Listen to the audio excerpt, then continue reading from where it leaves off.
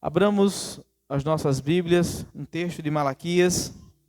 Hoje nós ouviremos do capítulo 2, do verso 1 até o verso de número 9. Malaquias, capítulo 2, do verso 1 até o verso de número 9.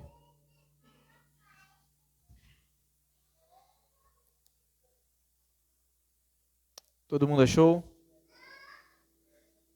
Antes de Mateus, Malaquias, capítulo 2, do verso 1 até o 9, diz assim o texto sagrado: E agora esta advertência é para vocês, ó sacerdotes. Se vocês não derem ouvidos e não se dispuserem a honrar meu nome, diz o Senhor dos Exércitos, lançarei maldição sobre vocês e até amaldiçoarei as suas bênçãos. Aliás, já as amaldiçoei, porque vocês não me honram de coração. Por causa de vocês, eu destruirei a sua descendência. Esfregarei na cara de vocês os excrementos dos animais oferecidos em sacrifícios em suas festas, e lançarei vocês fora com os excrementos. Então vocês saberão que fui eu que fiz a vocês esta advertência, para que a minha aliança com Levi fosse mantida, diz o Senhor dos Exércitos. A minha aliança com ele foi uma aliança de vida e de paz, que na verdade lhe dei para que me temesse. Ele me temeu e tremeu diante do meu nome. A verdadeira lei estava em sua boca, e nenhuma falsidade achou-se em seus lábios.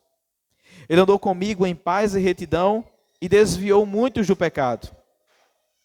Porque os lábios do sacerdote devem guardar o conhecimento, e da sua boca todos esperam a instrução da lei, porque ele é o mensageiro do Senhor dos Exércitos. Mas se vocês se desviaram do caminho, e pelo seu ensino causaram a queda de muita gente, vocês quebraram a aliança de Levi, diz o Senhor dos Exércitos. Por isso, eu fiz com que fossem desprezados e humilhados diante de todo o povo, porque vocês não seguem os meus caminhos, mas são parciais quando ensinam a lei. Fechemos nossos olhos, vamos orar mais uma vez ao nosso Deus. Pai bendito, diante do Senhor e diante da tua palavra, nós queremos pedir que o Senhor nos ajude na compreensão, pedir que o Senhor abra nossos corações para termos o entendimento correto dela, que o teu Espírito Santo nessa noite nos sensibilize para ouvirmos a tua palavra e mudarmos de rota. Nos auxilie, Espírito Santo, porque nós somos pecadores demais para estar diante de ti, diante dessa revelação. Essa é a nossa oração em nome de Cristo Jesus. Amém. Nas duas mensagens anteriores, capítulo 1, nós estudamos a primeira parte e na segunda parte. Nós observamos nitidamente um diálogo entre Deus e o seu povo. Na verdade, esse diálogo que Deus está tendo com o seu povo, em primeiro lugar, é sobre o relacionamento que Deus tinha com o seu povo e também sobre o culto que era oferecido a Deus. Na primeira parte do capítulo 1, do verso 1 até o verso número 5, nós vimos que Deus faz uma grande declaração: eu sempre vos amei. Ao ponto em que o povo, de maneira muito cínica, retorna para Deus com a pergunta: como o Senhor tem nos amado? Como o Senhor tem nos amado? E por que eles fazem essa pergunta? Porque muitas profecias do Antigo Testamento ainda não haviam se concretizado. Então eles estão perguntando como que o Senhor ama o seu povo, se muitas das coisas que o Senhor disse que aconteceria ainda não aconteceu, se a era messiânica ainda não foi instaurada. No fundo, essa pergunta retórica e cínica da parte deles, era como se eles dissessem: não temos nenhuma prova concreta do teu amor. Não temos visto nada que prove que o Senhor tem nos amado. Deus respondeu a esse povo que pergunta de maneira cínica como o Senhor tem nos amado, mostrando que o seu amor se manifestava na escolha especial e incondicional de Jacó, pai de toda a nação israelita, e não de Esaú, pai dos edomitas, que simboliza justamente um povo que está fora da aliança de Deus, e que não temem a Deus, assim como Jacó e os seus descendentes. O amor de Deus pelo seu povo não deveria, nesse caso, ser medido por bênçãos materiais, por aquilo que poderia se ver, mas pelo fato desse povo ser o povo escolhido de Deus. Essa era a prova cabal do que o Senhor estava dizendo: eu sempre vos amei. No capítulo 2, no início dele, Deus denuncia os sacerdotes por não cumprir adequadamente as suas funções. E por meio disso, eles estavam desprezando e desonrando a Deus. Perdão, ainda no capítulo 1. É nessa acusação de que Deus está acusando os sacerdotes por não cultuarem a Ele como deveria, que eles perguntam: de que maneira temos desprezado o Teu nome? Se vocês lerem do verso 6 até o verso número 14, é uma sentença, uma advertência clara sobre como a adoração dessas pessoas, dos sacerdotes e do povo, estava totalmente deficiente. O culto que eles estavam prestando a Deus era totalmente inútil. Mas de maneira muito cínica, eles chegam para Deus e fazem uma segunda pergunta retórica: como temos desprezado o teu nome?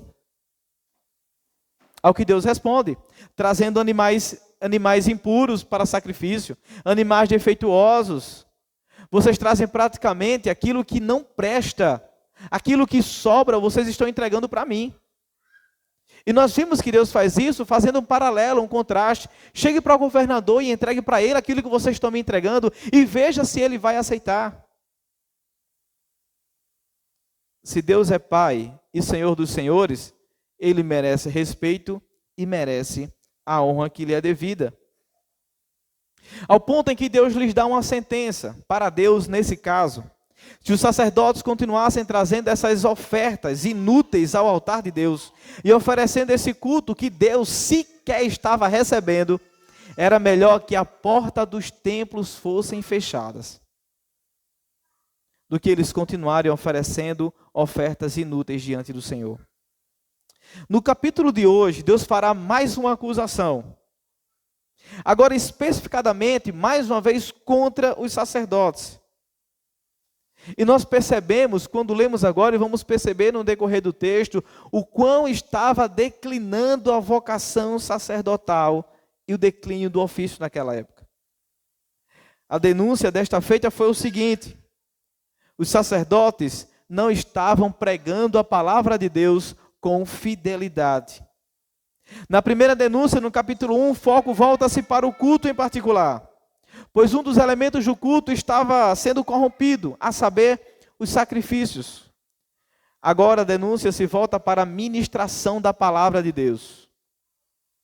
O que é interessante destacarmos e frisarmos disso tudo, é que seja os sacrifícios defeituosos, ou seja, a pregação mal executada, todas essas advertências, é por um único objetivo: Deus exige ser honrado. Deus exige ser honrado. Como que o texto nos apresentará essa verdade? Em primeiro lugar, veremos Deus chamando os sacerdotes ao arrependimento. O cabeçalho desse diálogo que nós acabamos de ler, do capítulo 2, verso 1, diz o seguinte: e agora esta advertência é para vocês, ó sacerdotes. De cara, nós já sabemos quem é o público ao qual Deus está se dirigindo especificadamente: os sacerdotes. Algumas versões vão trazer a palavra mandamento no lugar de advertência. E agora este mandamento é contra vocês, ó sacerdotes, ou para vocês, ó sacerdotes. E o seu uso nesse contexto é justamente um trocadilho, pois os sacerdotes deveriam ser justamente aqueles que guardam os mandamentos de Deus e aqueles que expõem os mandamentos de Deus, aqueles que advertem o povo com a palavra de Deus. Mas Deus está dizendo agora: este mandamento é para vocês. Agora esta advertência é para vocês. Qual era o mandamento? Qual era a advertência que Deus tinha contra esses líderes? Veja comigo o verso 2. Se vocês não derem ouvidos e não se dispuserem a honrar o meu nome, diz o Senhor dos Exércitos, lançarei maldição sobre vocês, e até amaldiçoarei as suas bênçãos. Aliás, já as amaldiçoei, porque vocês não me honram de coração. Até aqui, se vocês perceberem, a palavra honra é muito marcada em todo o texto. Todo o capítulo 1, o Senhor está falando sobre o dever dos sacerdotes e do povo honrar a Deus, e o quanto eles estavam distantes desse aspecto. Agora, falando diretamente para os sacerdotes, ele fala mais uma vez sobre a honra que é devida ao seu nome. A advertência, se você percebeu, começa com a expressão de condição. Se. Primeiro, temos o que eles teriam que fazer, e depois nós temos a consequência, caso eles praticassem o contrário do que Deus estava exigindo. Nesse caso, para não terem suas bênçãos transformadas em maldição, eles deveriam dar ouvidos a tudo o que estava sendo dito. Eles deveriam honrar o nome de Deus. Esse é um chamado ao arrependimento. Deus está dizendo aos sacerdotes: se vocês não derem ouvidos, e se não se dispuserem a honrar o meu nome, se vocês não fizerem isso, diz o Senhor dos Exércitos, lançarei maldição sobre vocês, e até amaldiçoarei as suas bênçãos. Nesse caso, para os sacerdotes, eles tinham que executar as suas funções com zelo. Eles não deveriam executar as suas funções no culto, no púlpito, de qualquer maneira. Eles tinham que fazer isso com muito zelo, com muito cuidado, da maneira como Deus ordenou que deveria ser feito. Eles deveriam respeitar o nome de Deus e falar de Deus aquilo que era reto. Senão, eles teriam as suas bênçãos amaldiçoadas. A ideia, para você entender, de ter as bênçãos amaldiçoadas, o povo quase sempre estava trazendo ofertas de seus sacrifícios. E o sacerdote, depois que o povo trazia as ofertas e os seus sacrifícios, respondiam para o povo dizendo: Deus o abençoe, que o Senhor vá à sua frente e o proteja. Imagine se estivéssemos naquele tempo antigo e você hoje precisasse no domingo trazer suas ofertas, e eu fosse esse tipo de sacerdote. Ao você lhe entregar a sua oferta, eu olharia para você e disse: vá, que Deus abençoe, que Deus lhe proteja, que Deus vá à sua frente. Agora imagine Deus transformando todas as bênçãos ditas pelo sacerdote para o seu povo em maldição. Deus transformando tudo aquilo que eles estavam dizendo para o seu povo em maldição.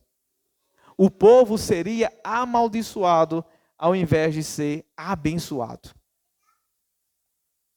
Mas curiosamente, se você viu juntamente comigo no texto, ele faz uma afirmação: aliás, já as amaldiçoei, porque vocês não me honram de coração. Isso já estava acontecendo, isso já estava em vigor. É o que nós vamos ver em todo o livro de Malaquias. O povo já estava sofrendo consequências terríveis depois do pós-exílio. Deus já estava trazendo essa maldição sobre o povo. Porque nesse caso, ninguém estava dando ouvido à voz de Deus, ninguém estava honrando o nome do Senhor dos Exércitos. Mas não para por aí. Além das sentenças acima pronunciadas, há implicações dessas maldições. E uma delas é sobre a descendência dos sacerdotes. Veja comigo o que diz o verso 3 agora no texto. Por causa de vocês, eu destruirei a sua descendência.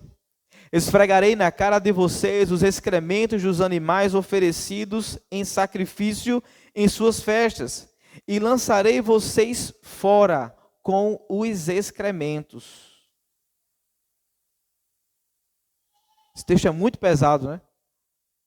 E o que Deus está dizendo que fará com esses sacerdotes e com toda a sua descendência. Para Deus, os que ofereciam sacrifício sem valor eram como algo que também não tem valor. É exatamente isso que o texto está dizendo. Para Deus, os que ofereciam algo para Ele sem valor eram considerados algo também sem valor. É isso, de maneira literal e sem arrudeios. Era algo revoltante da parte de Deus. Revoltante de Deus ver o seu povo entregar tanta coisa sem valor. E ver isso acontecer faz com que Deus os pegue e os coloque no mesmo depósito de estercos dos animais. Essa é a ideia do texto. Como eles trouxeram o pior para Deus, agora eles recebem, nesse caso, o pior de Deus. Como eles afrontaram a Deus, agora serão desonrados publicamente por Deus. Um comentarista diz que jogar no rosto de uma pessoa, jogar algo no rosto de uma pessoa, era uma ofensa muito grave. Com isso, Deus está envergonhando publicamente os sacerdotes. Deus está dizendo que os sacerdotes teriam a mesma sorte que as entranhas, os excrementos que eram levados para fora ao campo e depois eram queimados. Os sacerdotes seriam comparados igual aos excrementos, as entranhas dos animais que eram oferecidos em sacrifício. Ao verem essas ameaças se cumprirem, eles saberiam que Deus não estava de brincadeira quando disse o que disse sobre eles. Veja comigo o verso de número 4 que diz o texto. Então vocês saberão que fui eu que lhes fiz esta advertência, para que a minha aliança com Levi fosse mantida, diz o Senhor dos Exércitos. Preto no branco. Essas implicações que nós estamos vendo no texto é justamente de uma liderança ou de um povo que só se atenta para o que Deus está dizendo quando é tarde demais. Veja, o texto começa: então vocês saberão que fui eu que lhes fiz estas advertências. Quando? Nós precisamos perguntar ao texto quando eles saberiam que foi Deus que fez essas advertências. Quando? Quando o que ele disse que ia acontecer, acontecesse. Porque a palavra de Deus não faz curva. Deus não é homem para mentir. E o que ele diz acontece. E ele está fazendo isso, chamando ao povo ao arrependimento, chamando os sacerdotes ao arrependimento, porque ele queria justamente um sacerdócio que fosse de acordo com a aliança que ele tinha feito com Levi. Ele queria ministros de acordo com o pacto que fizera com a tribo de Levi. Se por um lado o oficialato desses sacerdotes estão em declínio, por outro, ele está apontando justamente para um sacerdócio perfeito no futuro. Esse declínio, no futuro, seria restaurado. Não teríamos uma linha de sacerdotes apresentando sacrifícios imperfeitos diante de Deus. Ofertas aleijadas diante de Deus. Se os próprios ministros não honram o nome de Deus, muito menos o povo o fará. Se os próprios ministros não honram o nome de Deus, muito menos o povo o fará. Pois como aprenderão a honrar e respeitar a Deus, se os seus líderes assim não os fazem? É praticamente essa advertência que o Senhor está fazendo contra os sacerdotes. E a mesma advertência que o Senhor faz para a sua igreja hoje.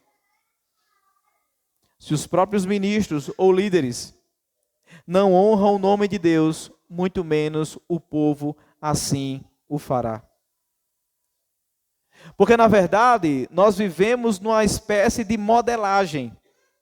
Os nossos filhos aprendem da gente. A igreja aprende do pastor.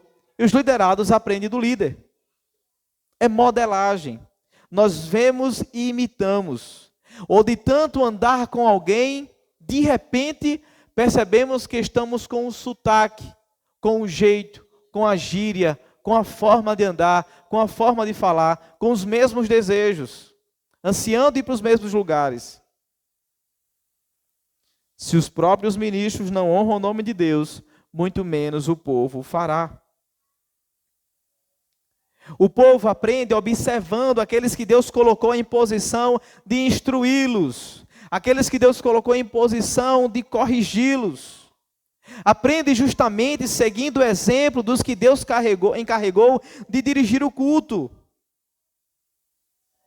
Se estes são os primeiros a desrespeitar o nome do Senhor dos Exércitos, a desonrar o seu nome, o povo também falha em seu dever de cumprir as obrigações da aliança estabelecida com o seu povo. Deus está advertindo aqueles sacerdotes e dizendo: coisas ruins vão acontecer se vocês não se arrependerem dos seus pecados. Vocês sofrerão as consequências dos seus pecados caso vocês não retornem dos seus caminhos. Deus estava chamando os sacerdotes ao arrependimento. Deus estava chamando os líderes daquela época ao arrependimento. Por meio do texto sagrado, nós estamos vendo qual é o culto que agrada a Deus. E se queremos oferecer um culto que agrada a Deus, Deus também está chamando os líderes dessa igreja ao arrependimento. Não somente os líderes, Deus também está chamando o seu povo ao arrependimento. Deus nos convoca ao arrependimento. Deus está nos convocando, nos chamando, exigindo que honremos o seu nome vivendo de maneira santa, pura e piedosa diante dele. Abandonando os nossos pecados de uma vez por todas e não afrontando o Deus vivo e verdadeiro. Esta é a exortação de Deus. Não me desonrem antes que seja tarde demais.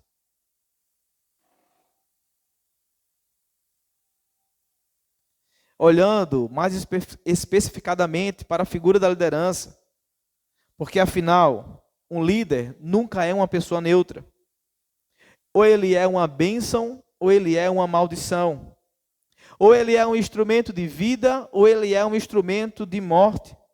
Charles Spurgeon dizia que o maior instrumento de Satanás dentro da igreja é um ministro infiel, ou um líder infiel. Dwight Moody afirma que o maior problema da obra são os obreiros. Um líder impiedoso, continua ele diz, é pior do que um herege. Um líder impiedoso é pior do que um herege. Por quê? Ele empobrece o seu grupo.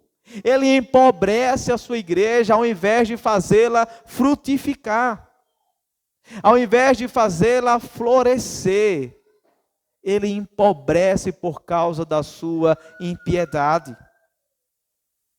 Os homens que deviam ensinar a palavra de Deus não estão fazendo isso adequadamente nos tempos de Malaquias. Estão desonrando a Deus através do púlpito. Não estavam pregando o que era reto aos olhos de Deus. Não estavam apresentando Deus como de fato deveriam apresentar. Hoje, nos nossos dias, há igrejas cujos pastores e seus líderes são desencorajados a estudar.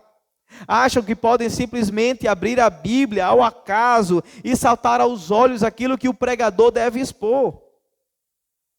Depois ainda dizem, foi o Senhor que mandou. Essa atitude perniciosa, relaxada e irresponsável tem produzido uma geração de crentes analfabetos da Bíblia, facilmente manipulados, verdadeira massa de manobra nas mãos de pastores inescrupulosos, que querem, na verdade, tirar proveito do rebanho em vez de apacentá-los com conhecimento e inteligência. Quando um líder despreza a palavra de Deus, torna-se um instrumento de maldição e morte, e não de bênção e vida.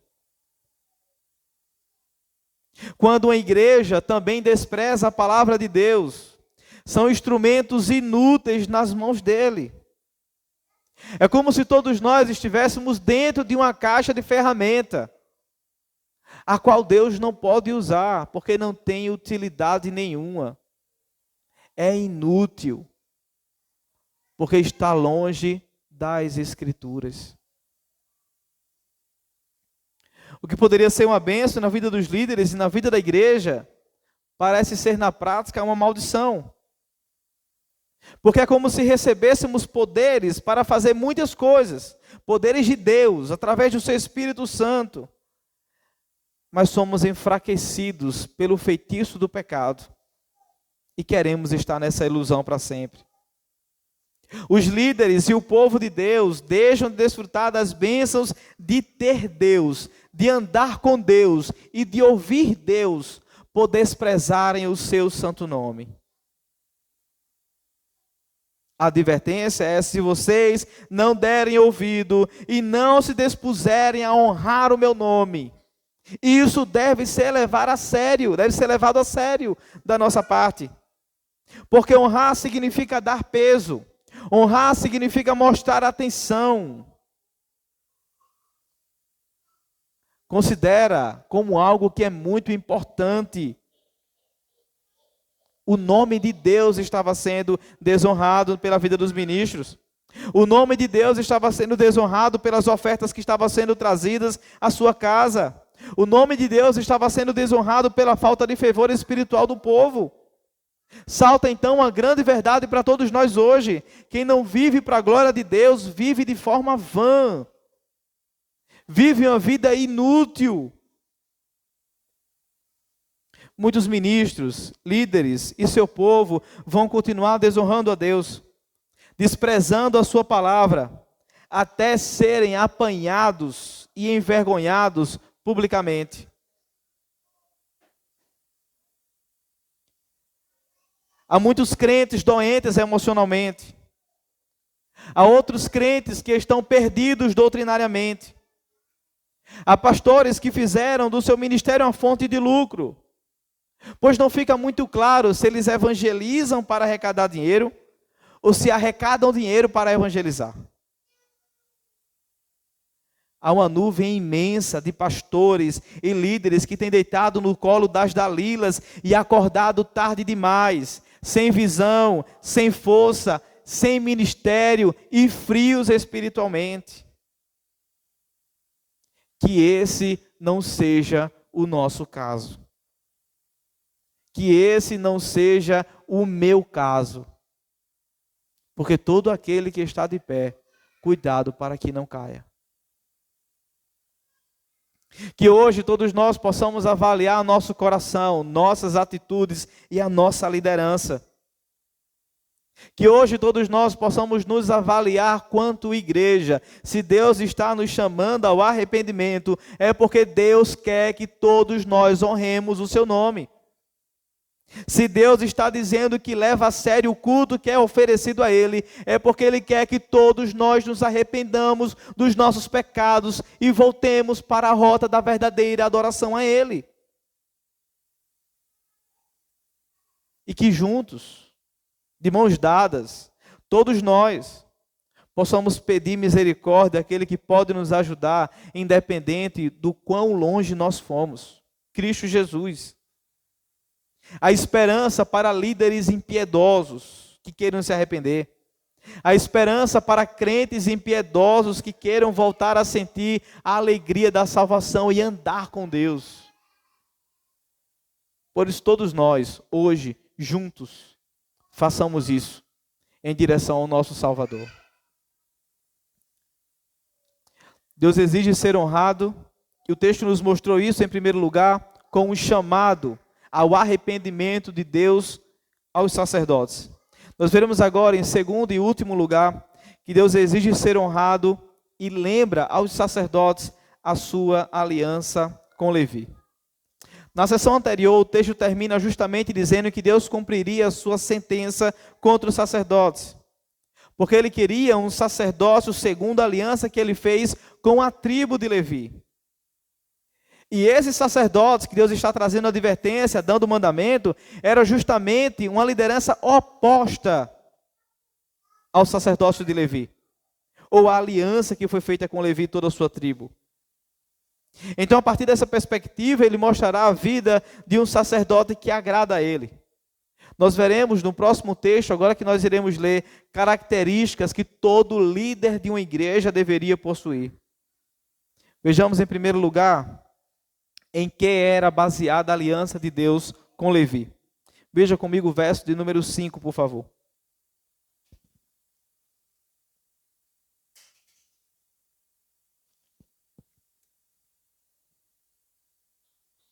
A minha aliança com ele foi uma aliança de vida e de paz, que na verdade lhe dei para que me temesse. Ele me temeu e tremeu diante do meu nome. O primeiro destaque que nós poderíamos fazer ao verso 5 é a aliança. E é uma aliança de vida e paz. Essas duas palavras, vida e paz, combinam-se para expressar integridade, bem-estar, saúde, vida longa, prosperidade, segurança e proteção. Tudo isso como benefícios da aliança de Yahvé com Levi. Quais eram os benefícios da aliança? Integridade, bem-estar, saúde, vida longa, prosperidade, segurança e proteção. De maneira clara, era o mesmo que dizer: eu tinha com Levi uma aliança de vida e bem-estar que eu lhe dei, e de reverência que ele me mostrou. Da parte de Deus, integridade, bem-estar, saúde e vida longa. Da parte de Levi, reverência, honra ao meu nome. A declaração como um todo indica que nos primeiros tempos a que o profeta se refere, tal como o Senhor cumpria suas obrigações no âmbito da aliança, o mesmo acontecia também com os levitas. Era um amor correspondido, apesar de Levi ser um pecador. Mas era um amor do qual os levitas correspondiam, respeitando o nome do Senhor dos Exércitos. Além de temer e tremer diante do Senhor, Levi era incorruptível na doutrina. Veja comigo o verso de número 6. A verdadeira lei estava em sua boca, e nenhuma falsidade achou-se em seus lábios. Ele andou comigo em paz e retidão, e desviou muitos do pecado. Essa era a função do sacerdote, e Levi a cumpria cabalmente. Ou seja, ele ensinou a palavra de Deus em verdade, e ensinou a palavra de Deus com bastante zelo. Mas ele também agia com santidade e piedade, porque o texto que nós lemos anterior diz que ele temia e tremia diante de Deus. O texto também fala sobre ele, que ele andou com Deus. O texto diz: ele andou comigo em paz e retidão, e desviou muitos do pecado. Essa é a função do sacerdote, do ministro de Deus, do pastor e do presbítero: apartar muitos da iniquidade. E como faz isso? Como Levi e como toda a sua tribo, ensinando a palavra de Deus com verdade, disciplinando com mansidão os que resistem, respondendo às argumentações, instruindo-os na palavra de Deus. É o que temos justamente registrado no verso de número 7. Diz assim o texto sagrado: porque os lábios do sacerdote devem guardar o conhecimento, e da sua boca todos esperam a instrução da lei, porque ele é o mensageiro do Senhor dos Exércitos. Alguns aspectos interessantes sobre essa liderança que a gente precisa destacar. Deus tem uma aliança com Levi e sua tribo. Essa aliança, ela é respondida ou correspondida com respeito e com honra ao Senhor. O resultado é que nós vimos no verso 6 que a verdadeira lei estava em sua boca. Isso era profetizado no sentido de ser pregado. Não tinha falsidade nenhuma, achou-se nos seus lábios. Ele andou com o Senhor em paz e retidão. E mais importante, por meio da palavra, desviou muito dos seus pecados. Por meio da instrução, desviou muito dos seus pecados. Agora no verso 7, nós vimos porque os seus lábios, os lábios do sacerdote, devem guardar o conhecimento. Em outras palavras, os lábios do líder devem guardar o conhecimento. E da sua boca, todos esperam a instrução da lei, porque ele é o mensageiro do Senhor dos Exércitos. Nesse caso, não se esperava nada menos dos sacerdotes, dos líderes e do povo, a não ser piedade, santidade, capaz de responder ao amor pactual de Deus. Este era Levi, o homem que, por causa da aliança de Deus com ele, temia e tremia diante de sua presença. O honrava, o respeitava. Eu acho que já deu para perceber a disparidade dos sacerdotes que Deus está trazendo a advertência ou dando o mandamento para Levi e toda a sua tribo. Há uma disparidade com quem está abraçado com a aliança de Yahvé, Levi e sua tribo, e uma disparidade muito grande com aqueles que quebram a aliança de Deus. Deus sempre está se utilizando de contrastes.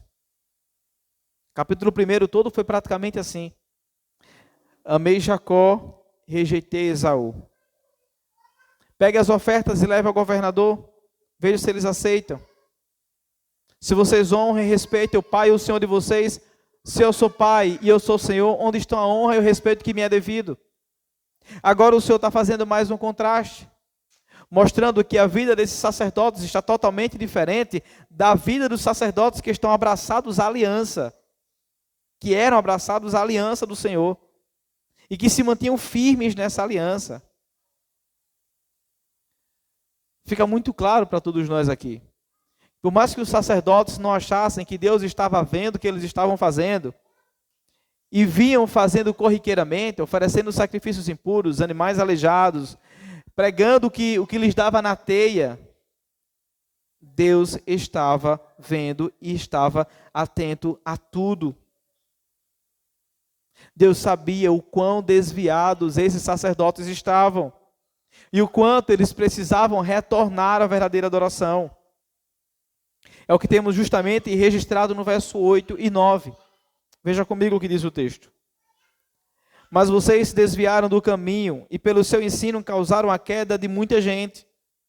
Vocês quebraram a aliança de Levi, diz o Senhor dos Exércitos. Por isso eu fiz que vocês fossem desprezados e humilhados diante de todo o povo, porque vocês não seguem os meus caminhos, mas são parciais quando ensinam a lei. Na sentença de Deus contra esses sacerdotes impiedosos, contra esses líderes impiedosos, está algo irrefutável. Primeiro, vocês se desviaram do meu caminho. Vocês estão perdidos. Vocês estão até agora tateando no escuro. Não sabem o que fazer e não sabem para quem estão fazendo. Segundo, pelo ensino de vocês causaram a queda de muita gente. Era um sacerdócio inútil, uma liderança inútil, que não acrescentava em nada na vida do povo. Terceiro, vocês quebraram a aliança que eu fiz com Levi, a aliança sacerdotal, com toda a tribo de Levi. Vocês são traidores. Vocês quebraram a aliança. E porque vocês estão seguindo esse caminho, se desviando, porque vocês estão vivendo desviados, eu os humilhei publicamente. É a disciplina do Senhor. Essa é a disciplina do Senhor para que eles retornassem. O fracasso tinha o seu início na vida pessoal dos sacerdotes e naturalmente desaguava na vida do povo. Eles tinham vidas indignas e ensinos errados. Estavam ensinando o tempo todo com parcialidade, ou seja, escolhiam o que ensinar, o jeito que ensinar e o que ia dizer. Imaginem que eu pegue esse texto e tem alguma coisa que fira o meu coração. Ou tem alguma coisa no texto do qual a minha vida não está de acordo. Então eu chego para vocês e digo, irmãos, hoje nós vamos pular para o capítulo 3. Vamos deixar o capítulo 2 de lado, porque o capítulo 2 afronta diretamente a minha liderança. Não. Era o que eles estavam fazendo. Mas não é o que nós devemos fazer. Não é o que nós como líderes devemos fazer. Ministros e a própria igreja, quando for pregar, confrontar e instruir alguém. A vida deles, no caso, não era pautada pela verdade. E toda a conduta deles era totalmente incompatível com o ministério que eles foram chamados a exercer.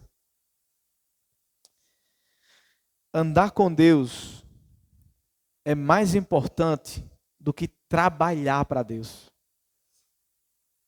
Andar com Deus é mais importante do que trabalhar para Deus. Quando eu era da Igreja Batista, eu ficava feliz de verdade. Liderei o Ministério do Louvor por 10 anos. E eu ficava feliz quando alguém do ministério chegava para mim e dizia: eu preciso dar um tempo. Eu trazia a pessoa para o lado, conversava e entendia por que ela queria dar um tempo. No final das contas, ela queria tratar alguns pecados do coração, alguns pecados que ela estava cometendo, e era necessário ter esse tempo distante. Irmãos, isso alegrava meu coração. Ao mesmo tempo que eu estava ajudando, ela estava distante, todo o ministério praticamente sabia: vou dar um tempo, preciso me organizar, preciso me ajeitar. Depois que a pessoa se sentia restaurada, voltava a tocar novamente ou a cantar novamente. Por quê? Andar com Deus é mais importante do que trabalhar para Deus. Esses sacerdotes estavam trabalhando para Deus, mas não estavam andando com Deus. Esses sacerdotes estavam adorando a Deus, mas aos próprios modos. Estavam pregando a palavra de Deus, mas sem Deus. O Senhor da obra é mais importante do que a obra do Senhor. Jesus chamou os 12 apóstolos para estar com Ele, mas só então os enviou a pregar depois. Deus está, irmãos, muito mais interessado em quem nós somos do que aquilo que todos nós fazemos e desempenhamos. Eu era piolho de igreja. Então imagine estar toda segunda, terça, quarta, quinta, sexta, sábado e domingo na igreja, atendendo a todos os ministérios, todos os departamentos, mas sem andar com Deus. É uma vida de falsa religião. Deus não quer o nosso ativismo vazio. Deus quer a nossa vida no altar. Deus quer a nossa vida comprometida em obedecer a Ele, em viver para a glória dEle. Isso é muito mais importante do que tudo aquilo que nós fazemos para preencher a lacuna das atividades da igreja. Nesse sentido, só o temor a Deus pode estar o tempo todo nos livrando da sedução do pecado. A primeira qualidade do sacerdote, o que se requer dele, é justamente que ele tema e trema diante de Deus. É justamente que ele esteja consciente de quem é Deus, qual é a santidade divina de Deus, da nobreza de quem é Deus e de todo o ofício que ele os deu. É por isso que Levi treme e teme a Deus. É por essa pergunta que Paulo pergunta: quem, porém, é suficiente para estas coisas? E ele responde que não são os que se oferecem para sacerdotes, mas aqueles que Deus chamou para serem sacerdotes. Porque as coisas de Deus não devem ser feitas de maneira relaxada. É tanta gente fazendo tudo de maneira relaxada que dá dó de igreja que tem membros assim.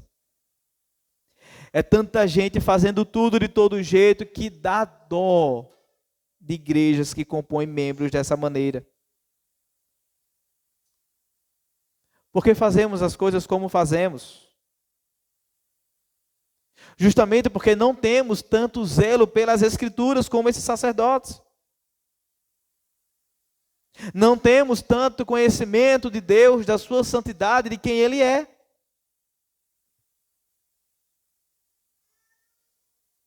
Porque sempre temos nos esquecido quem é Deus, o Deus a quem nós temos adorado e servido.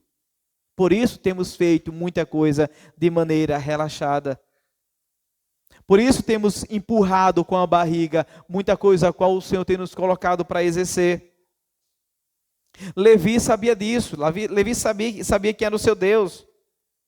E o que a aliança com Deus implicava. integridade, bem-estar, saúde, vida longa, prosperidade, segurança e proteção. Mas estamos, às vezes, como sacerdotes, lá no tempo de Malaquias, traidores da aliança de Deus, sim, traidores. Adulteramos a aliança feita com Levi e servimos a Deus de qualquer jeito. Líderes servem a Deus de qualquer jeito, a igreja logo vai servir a Deus de qualquer jeito. Precisamos então lembrar quem é o nosso Deus, o que Ele fez, o que Ele ainda fará por nós, através de nós e em nós.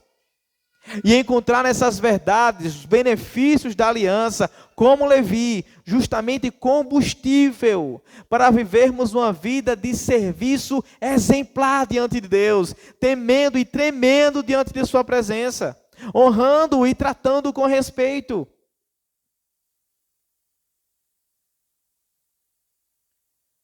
Precisamos, irmãos, juntos, resgatarmos o entusiasmo pela palavra de Deus. Porque todos nós somos arautos de Deus. Somos embaixadores de Deus, mensageiros de Deus. A única forma de nós vivermos uma reforma espiritual na nossa igreja e vivermos uma reforma espiritual em nossas vidas é justamente uma volta à palavra. É um retorno à pregação das Escrituras. É um retorno ao Evangelho de Cristo Jesus. Aquele povo e aqueles líderes pereceram por estarem distante das Escrituras. Os sacerdotes pereceram e foram amaldiçoados por Deus. Tiveram suas bênçãos invertidas em maldição, justamente porque estavam distantes da palavra de Deus. Ao invés de conduzir o povo à pureza, conduziu o povo ao pecado. O texto diz, eles desviaram muitos da verdade, conduzindo-os ao pecado. Se Deus estava lembrando a sua aliança com Levi naquele tempo, e hoje nós também podemos ter essa aliança, aqui no texto a qual nós estamos lendo, é porque Ele leva o culto a sério. Desde o que oferecemos ao que pregamos, Deus zela pelo seu culto. O Senhor deseja que o nosso culto seja um culto verdadeiro, seja de acordo com a sua revelação, e quer que todos nós como igreja nos acheguemos a Ele com a atitude correta. Caso contrário, como vimos no capítulo 1, é melhor que as portas do templo sejam fechadas, do que oferecermos a Deus um culto inutilmente. É melhor que você fique em casa assistindo Luciano Huck. Sim. Do que vir a esse lugar e oferecer um culto inutilmente.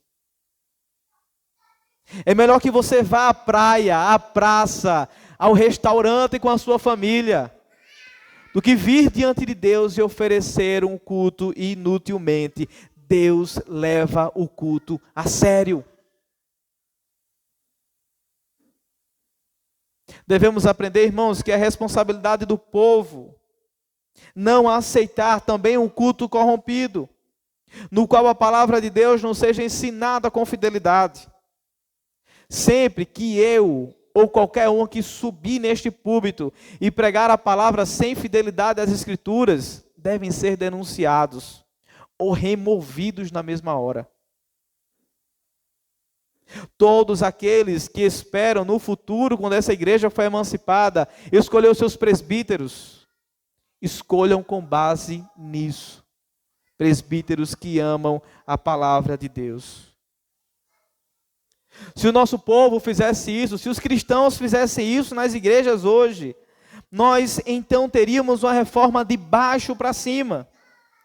Se o povo, em vez de baixar a cabeça e pedir que Deus remova o pastor, tirando até a própria vida, dissesse: nós não aceitaremos a ministração de pastores ou presbíteros que estão ensinando a palavra de Deus com inverdades, nós teríamos grandes mudanças nas igrejas. Mais uma vez, não devemos aceitar pastores e presbíteros que se desviam dos caminhos de Deus e continuem exercendo as suas funções. Se tivéssemos esse tipo de atitude, certamente ocorreria muitas mudanças na igreja e no culto oferecido ao Senhor. Essa advertência é um chamado ao arrependimento, e ao tempo em que Deus está chamando os sacerdotes ao arrependimento, Ele está mostrando alguém com quem Ele fez uma aliança e viveu os benefícios dessa aliança. Lembram? Deus está sempre fazendo contrastes. Levi era um homem pecador. Sua tribo também é uma tribo formada de homens pecadores. Mas sabe o que é que Deus está dizendo por meio disso? É possível viver os benefícios da aliança. Não precisamos nos entregar ao oposto. Todos nós podemos viver os benefícios da aliança. Para concluir, o chamado arrependimento de Deus aos sacerdotes deveria ser levado a sério. Caso contrário, eles sofreriam consequências terríveis. Aliás, eles já estavam vivendo pelo tanto de pecado não tratado da parte deles. Eles deveriam olhar para a aliança de Deus com Levi e perceber que eles romperam o que era feito para Deus de maneira agradável. Eles deveriam pregar a fim de conduzir o povo ao arrependimento e não de conduzir o povo ao pecado. Os sacerdotes deveriam ser guardiões das Escrituras e mantê-las no centro de suas vidas, proclamando-as corretamente e não de maneira parcial. O chamado arrependimento de Deus ao seu povo que se reúne hoje aqui nessa igreja também deve ser levado a sério. Porque não honramos a Deus como deveríamos. Porque não ouvimos as suas advertências e mudamos a nossa rota. Se por um lado aqueles sacerdotes teriam que ver e imaginar a aliança de Deus com Levi, nós somos motivados a ver a aliança feita por meio do Filho de Deus. O sacerdote perfeito que se entregou um sacrifício santo e agradável ao Pai. Assim ele o fez para que não pudéssemos mais andar desonrando a Deus, rejeitando a Deus e desprezando a Deus. Porque fazíamos isso quando estávamos mortos em nossos delitos e pecado. Nós éramos apáticos a Deus quando não tínhamos a nova vida. Rejeitávamos o Senhor quando ainda estávamos perdidos. Mas na nova aliança, feita por meio de Cristo Jesus, isso já não deveria existir mais. Não haveria de haver rejeição da nossa parte, mas aproximação. Afinal, foi isso que Deus fez em Cristo Jesus. Ele nos aproximou. Mas o fez para que, vendo essa aliança perfeita, honrássemos, temêssemos e prestássemos a verdadeira adoração que Ele merece. Afinal, o nosso Cristo se fez maldito no nosso lugar e transformou a nossa maldição eterna em bênção eterna. Deus Filho, Cristo, é o perfeito profeta, sacerdote e rei que todos nós precisávamos. Olhemos então para essa aliança. Olhemos para a bênção de fazer parte disso. Deus está advertindo, Deus está trazendo sentença, mas há esperança no que Deus está fazendo e dizendo. Lembrem da base do livro: eu sempre vos amei. Deus disciplina quem ama e chama para perto aqueles que são seus. Nunca esqueçamos disso. Corramos juntos para Cristo Jesus. Feche seus olhos, curve sua cabeça e orem ao Senhor em resposta ao que você acabou de ouvir.